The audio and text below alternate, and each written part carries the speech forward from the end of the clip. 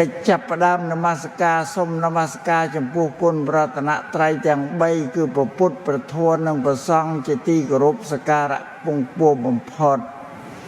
សូមចម្រើនពរដល់ញាតិញោមពុទ្ធបរិស័ទនិងសប្បុរសជនទាំងអស់ដែលមានសទ្ធាជ្រះថ្លាក្នុងការស្វែងរកផ្លូវធម៌ដើម្បីបំភ្លឺជីវិតមួយជាបាត់គឺជាការរៀនសូត្រពីភាពមិនទៀងអនិច្ចំព្រះសម្មាសម្ពុទ្ធទ្រង់បានសម្ដែងថាសពសត្វលោកទាំងឡាយតែងតែស្ថិតនៅក្រោមច្បាប់ធម្មជាតិគឺភាពមិនទៀង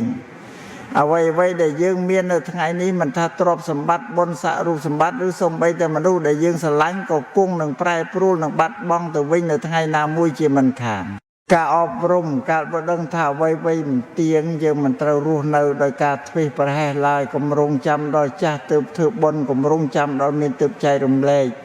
ព្រោះយើងមិនដឹងថាថ្ងៃស្អែកនឹងសេចក្តីស្លាប់តើអ្វីនឹងមកដល់មុននោះទេពីក្របពូជនៃកម្មផលកម្មសក្តាក្នុងជីវិតនេះ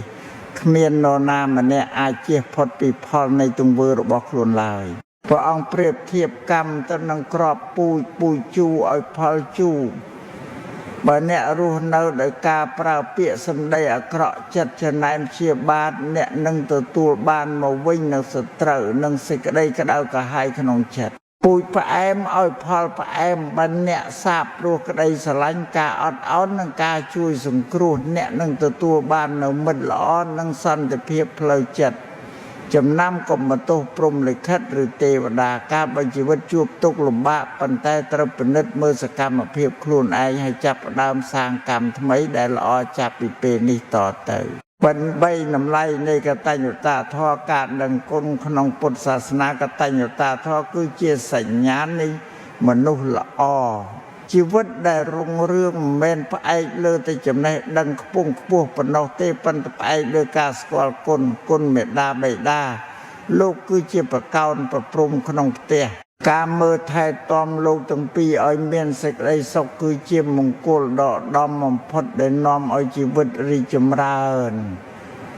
គុណគ្រូអាចារ្យនិងអ្នកមានគុណការដឹងគុណចំពោះអ្នកដែលធ្លាប់ជួយជ្រោមជ្រែងយើងសូម្បីតែបន្តិចបន្តួចក៏ជាផ្លូវនាំទៅរកសេចក្តីថ្លៃថ្នូរដែរ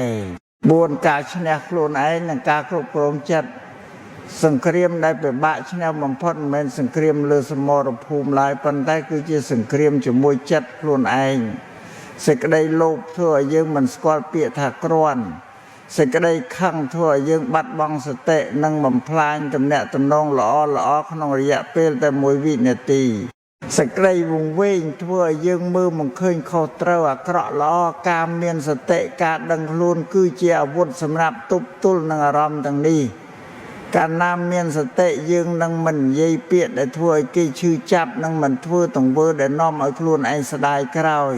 កិច្ចបញ្ចប់នឹងការសរុបសេចក្តីជាកិច្ចបង្ហាញព្រះសម្មាសម្ពុទ្ធទ្រង់ផ្ដាំថាអបមាទេនសម្មាទេថប្រែថាចូលអ្នកទាំងឡាយញ៉ាំងសេចក្តីប្រាថ្នាឲ្យសម្រេចដោយសេចក្តីមិនធ្វើប្រហែសចុះ